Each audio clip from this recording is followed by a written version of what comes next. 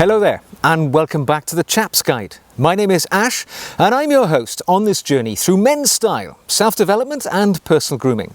And even though you wouldn't think it today, it's a bright and sunny afternoon, it is in fact the beginning of autumn here in the Northern Hemisphere. And it's time for all those rituals to change. You know, I put away my summer clothing, my aloha shirts and all of those bright and cheerful things, and I bring out the items which are going to carry me through these dark, damp and cooler months.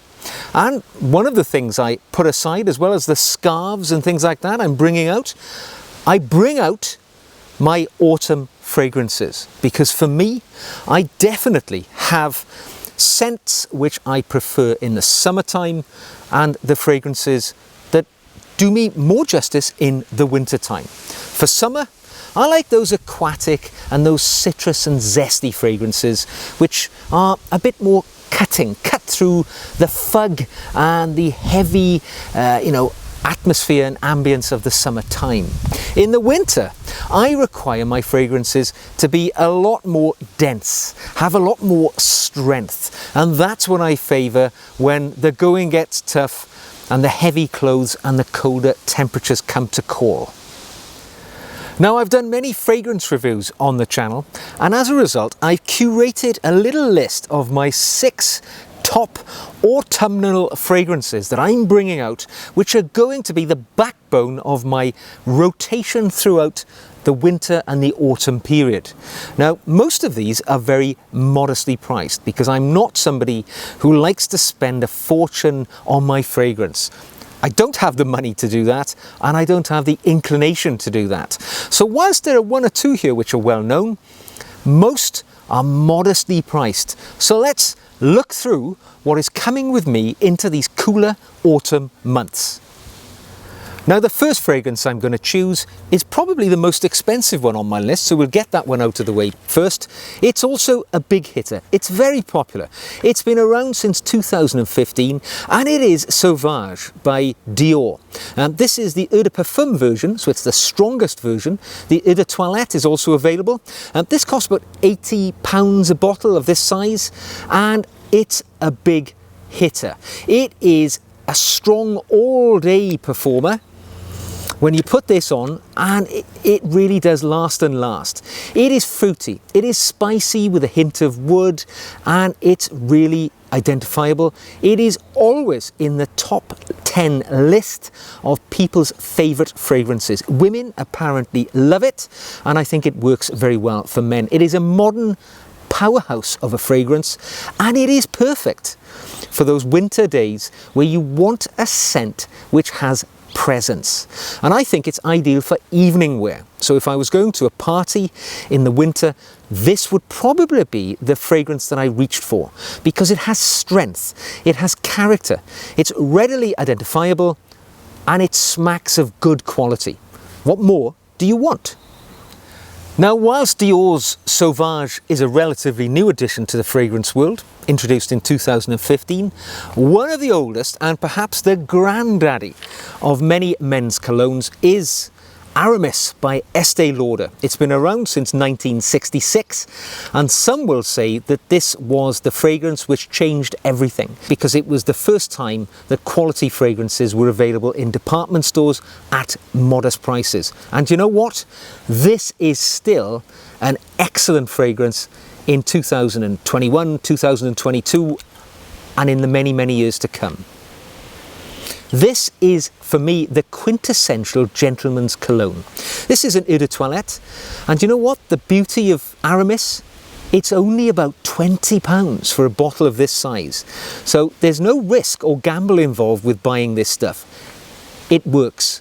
It's modestly priced, and this is my go-to daily fragrance. Even these modern versions, which many people will suggest are, half as good as the original ones. The longevity is good, it lasts on the skin throughout the day, and for me it screams chap, gentleman, masculinity.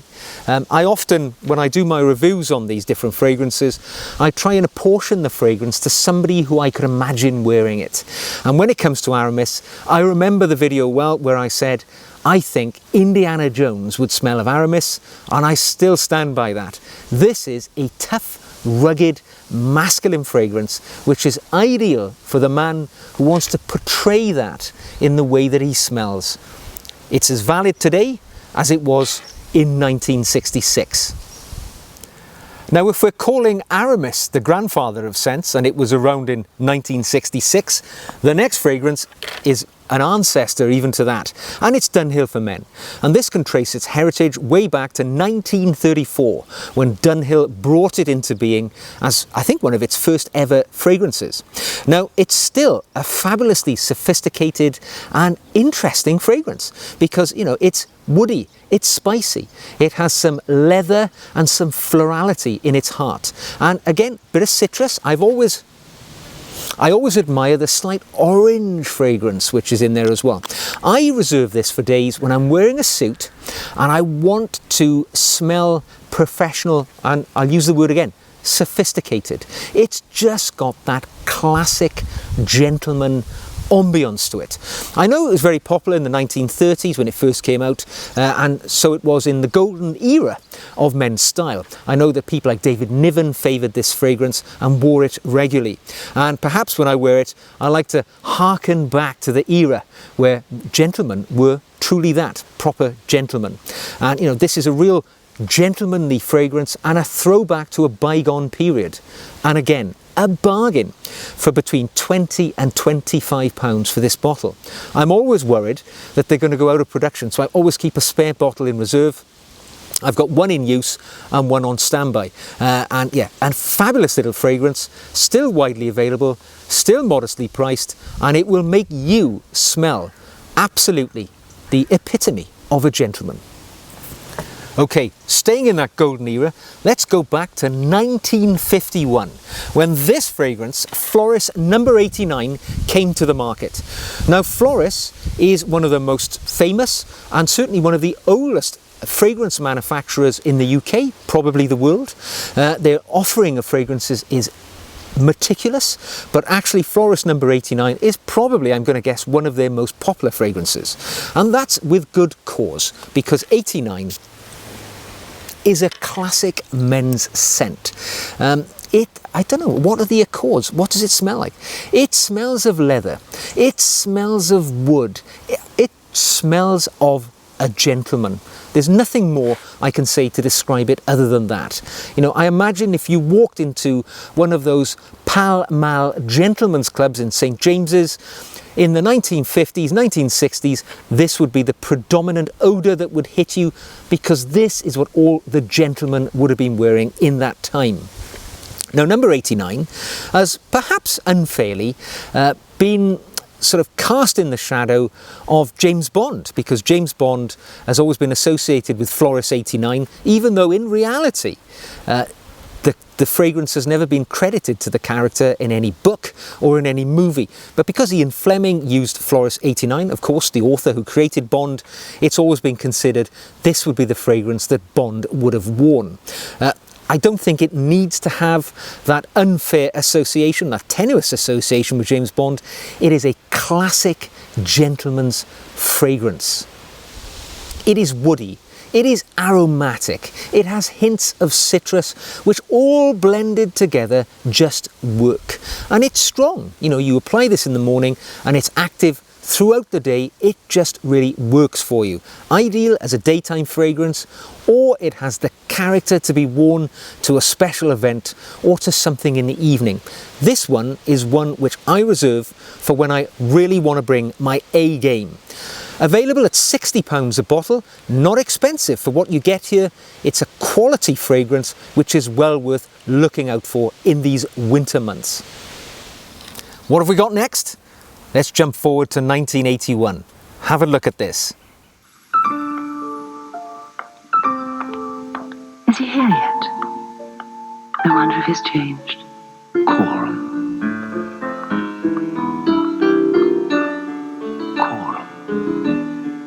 Korum for men. You can be sure of the effect. There's no hiding away from this. It is Korum. an unashamed powerhouse fragrance from the 1980s. And it is strong, it is brash, it is absolutely not for everyone. Oh yeah, this is a little bit citrusy, a little bit leathery, a little bit woody with a slight hint of tobacco.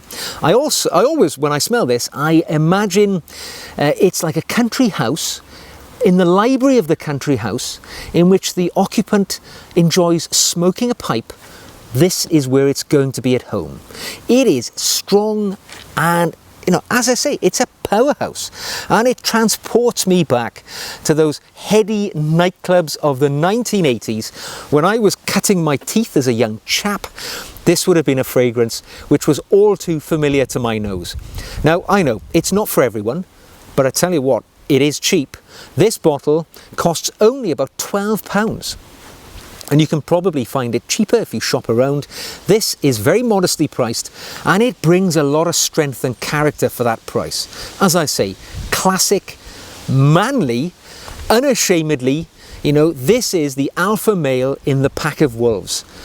Wear it, but wear it if you've only got the courage to do so. Okay. We're now on the last of my 6 autumn and winter fragrances.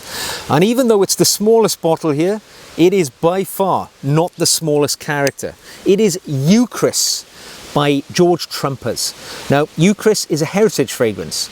It was first created in 1912. Although in this version, which is an eau de parfum, it has only been around since 2017.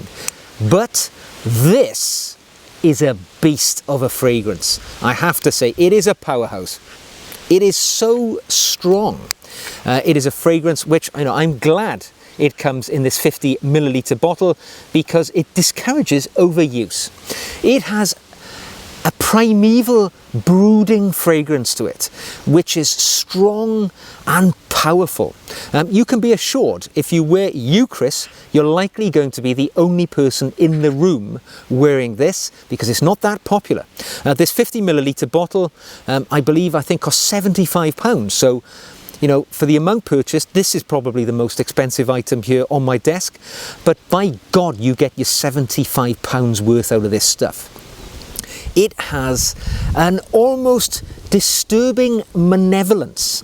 It has an unusual black currant accord to it, and I can't describe the fragrance other than I think I described it when I reviewed this individually as having something of the night about it, and I would take nothing away from that earlier description. Now, I only wear Eucharist rarely because it has something of an almost magical ability to affect my personality. You know, people do say that the fragrance you're wearing transforms the way that you're feeling. It can alter, you know, your emotions through your sense of smell. And Eucharist definitely has that ability. It has a certain brooding melancholy to it, which is dominating in its fragrance, but it can affect you when you're wearing it. And, you know, I've always said, I would imagine this would be the chosen fragrance by those menacing Bond villains that we're used to from the cinema. People who have a dark sort of cloud hanging over them. So I wear Eucharist regularly, but when I do, it's on those occasions that I just need a super boost to my personality. So perhaps you might think that's a predictable bunch, knowing my predilection to gentlemanly traits. There are a lot of sort of chappy fragrances here, nothing which is modern or outlandishly trendy in any way. This is all quite heritage stuff. You know, the oldest there going back to 1912, the most recent 2015 really in the Dior Sauvage. But really quite classic stuff, and it really just works for me in those cool, dank winter days where you want a fragrance which is strong and powerful. So I hope you've enjoyed watching my 6 fragrance collection that might work well for you in the autumn. Very modestly priced, I will say as well. There's nothing there which need be a financial bar to you trying it out in the year ahead. So if you've enjoyed this video, I would be of course deeply honoured if you gave us a thumbs up, and if you've enjoyed the content, click that red button. That way you won't miss any of our future material.